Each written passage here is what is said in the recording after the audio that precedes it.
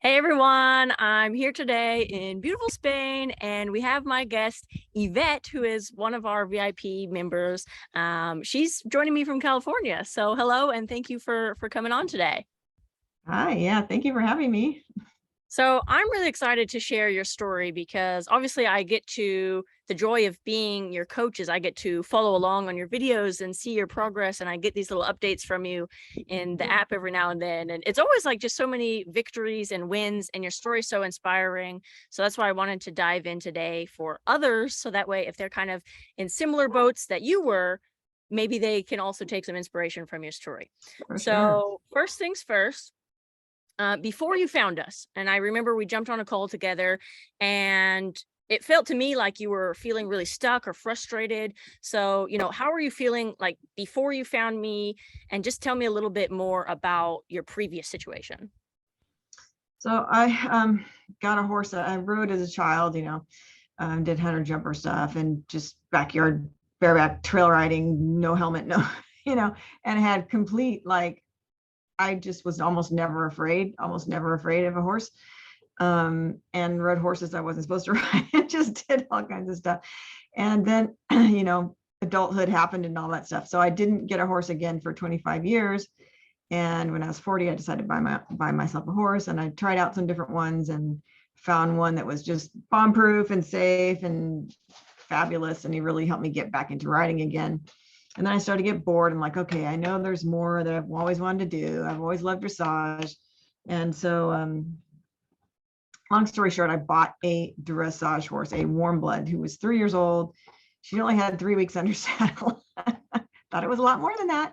So what happened is, I had also been training some rescue ponies and horses and ponies and starting them and everything. And so I was feeling really confident with that. I'd done a bunch of Pat Pirelli, studying and things like that. So I was comfortable working with those horses. And then I got my horse, and she seemed wonderful. And I got her home, and she turned into like she was, super reactive about everything. And she's big and she's powerful, and I was not used to that. And so I got super intimidated. Anyways, hired a guy, to help me start her, which he did. He did a great job in a lot of sense, but I never recovered from my initial like fear of her, and that was super frustrating. And then so I just continued to take so that went on from, I don't know, half a year or something. And then I started taking riding after she was rideable. I started taking dressage lessons, and I made a lot of progress. We got lots of, she learned lots of things. She turned out to be super solid, super good, like super good on the trail, like not afraid of anything on the trail, as long as another horse with her. Anyway, but I was getting really frustrated because I wasn't progressing in her training. I thought we should be at third level. I mean, I've been riding her for like 13 years. Okay. So, it was going so slowly, and I had uncomfortableness feeling. I was uncomfortable, not that it was going slowly, but it just, something wasn't right, and I couldn't put my finger on it. My trainer couldn't put her finger on it. So I started looking for help. Hmm.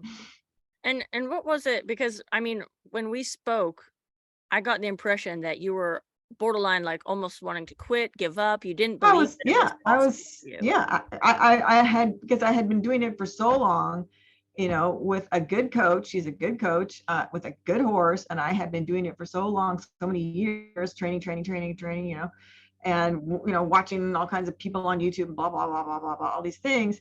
But it just, my writing was not getting softer. It was getting harder. The horse was getting harder. I was having to use more aids and harder aids. And other horses I've ridden, I've never had that issue ever. They always get softer. And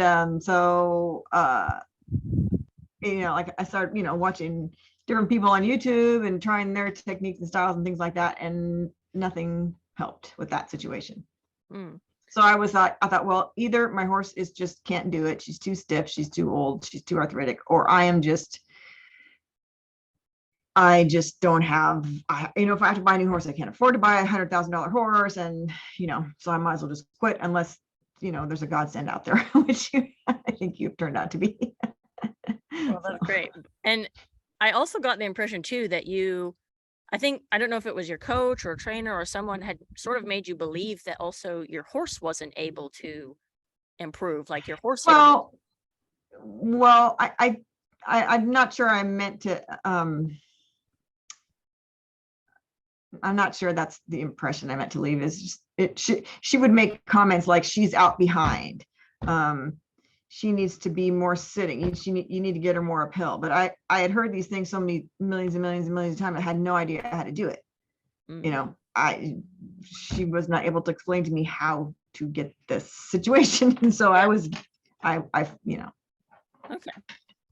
So, you said you were struggling with it for a while. How long would you say you'd been really feeling like you were stuck? And Oh my God, probably at least 5 years. I mean, COVID, I don't know, that's a whole thing, but I mean, I would just say that off the top of my head.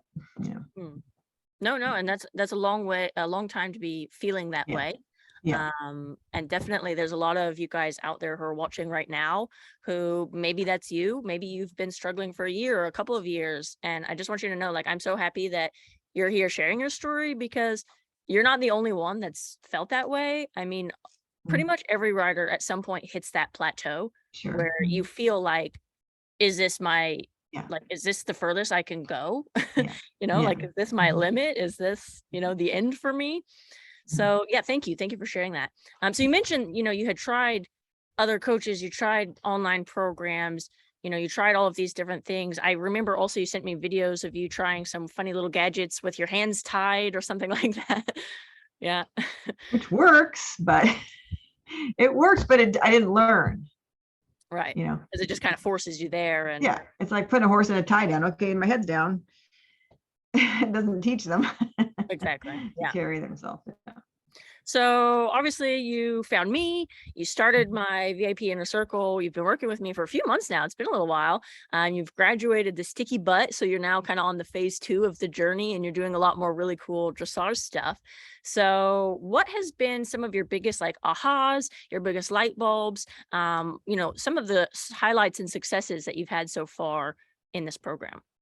Well, I gotta say, honestly, the Sticky Boot program was, it was exactly what I needed to get me back on track, to get my body feeling the way it's supposed to feel when I rode. And I haven't felt that way in years and years. And I probably, because my mare is big and intimidating, and I was a little bit, hunched forward, and I'm older, and I don't ride 5 horses a day anymore, and, or 3 horses a day anymore. And, you know, but just that slight leaning, it's a tiny bit, was enough to make my aids not work, made my seat not move, made my legs not be in the right position, made my hands too hard, made my head go down, blah, blah, blah, blah, blah. So just reprogramming my seat was like, oh gosh, now I can actually influence my horse. I couldn't influence her because my seat wasn't right. And I didn't know. And so that was been revelatory and revolutionary for me, and fantastic. Because I think I used to ride like that when I was a kid, because I had nothing to hang on to. Land Yeah. was a bareback dad.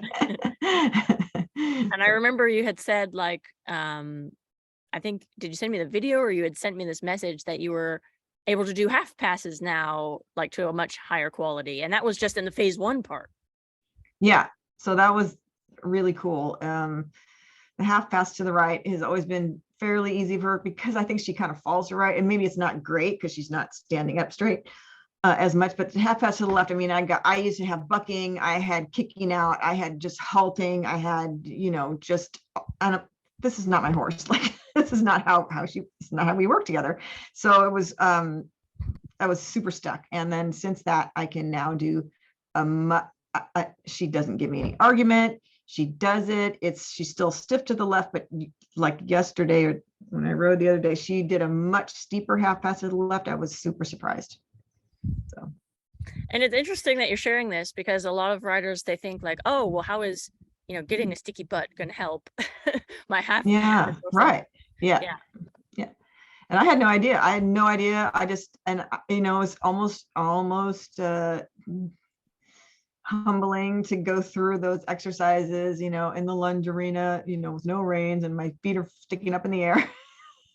Fortunately, nobody made fun of me or teased me, or nobody, everybody was nice.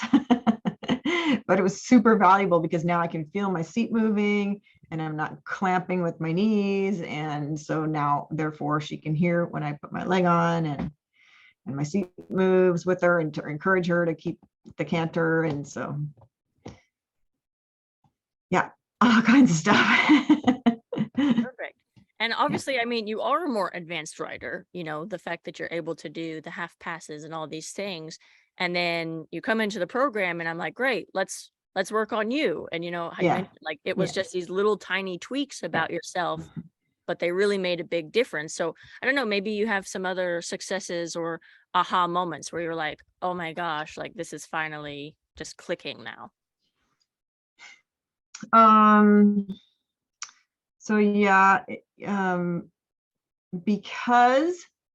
because I have the sticky butt now, in other words, my seat is working properly. It's down in the saddle. I mean, I should show somebody, get your seat down. How, so now it just is there. I can feel my legs are looser. They're not gripping. My horse is happier. She's swinging in her trot much more. I can sit the trot much better. Because she's more sittable. She's more gathered. Yeah, yesterday we did an exercise where I did shoulder into renvers in the canter, and she just sat on her hind, and it was so cool. It was so cool. I felt that one time when I first got her and I was first riding her, and we had a guy came out and do piaffe and massage stuff, and he got her to sit to do a couple of steps to piaffe, and I was like, oh wow, but that's been like 10 years or 12 years or something. I have never felt it since. And so yesterday it was so cool to feel her do that. And I can see how much strength that's going to take for her to build up to do it. But at least she's able. Like, I didn't think she was even able to do it because it's been so long at this point. And I mean, and so I was going to mention one other thing that I thought of this morning, and the physical balance for me that I've gotten from the sticky butt, and the other exercises, obviously, that we're doing, but that, and the critiques and all that kind of stuff, the physical balance that I am able to maintain more, more and more each time. It super correlates to my mental balance. Like, I am not intimidated by my horse anymore. Like, she's pawing the cross ties, she's doing whatever she always does. And I'm just like, whatever. Where I used to be like, oh my gosh, I got to get her out. She's going to, it would stress me out. And now I'm just like, get over it. So it's really interesting. Oh, that's perfect. And it sounds like, I don't know, maybe there was a glass ceiling before, but it kind of sounds like that ceiling is gone. Yeah, it's cool. It's so cool. Yeah, I have hope again. Yeah, no, that's awesome. I love it. I love that you could just walk into the arena and be like, I'm going to do canter, renvers, and travers. And all these yeah, it's awesome. Yeah. And I'm like, she doesn't want to bend. I'm like, you're going to bend. And she's like, okay. Before I was like, oh, she can't do it. That's awesome. And to kind of see what she's volunteering for you too. Like, I guess she's offering you more and more and more as the process goes. Yeah, just better self-carriage. And yeah, she is. Yeah, it's really great. Yeah, she has better energy. She was kind of getting shut down. So her energy is much better. Her motivation. She's more fun to ride, because it's no fun to ride a horse. It's just like, oh, I don't want to do this. Yeah, because she was getting cranky. I can't blame her. But now she's like, oh, okay, let's go. Oh, that's awesome. Yeah. So, obviously, in my coaching program, there's a lot more than just a sticky butt. You kind of mentioned briefly like the video feedbacks, and obviously now you're doing the momentum calls. You're just talking to Christian, your momentum coach. So far, like, what do you like most about the process, or what do you think is maybe different about all those other things that you had tried before?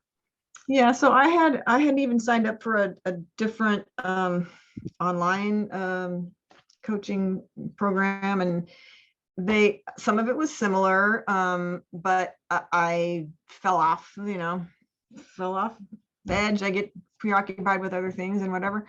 But I think, well, yours is super good because of the accountability. I was telling Chris, and he's like, well, give me something to do. And I'm like, you're doing it. The fact that I'm going to talk to you every week keeps me on track, keeps me accountable. I can't blow it off and go, oh, well, I'll do it later. I have to do it now. And so that accountability is absolutely huge for me, because, when you're in some of these other groups, you feel like, does anybody know I'm here? I don't really know if anybody knows I'm here. And this one is so great because, we post the stuff on Facebook and everybody's so encouraging and they're so positive, and, and that's what it needs to be, because that's how I learn best, is when people say, yeah, I really see you did that, that was good. You did that thing good.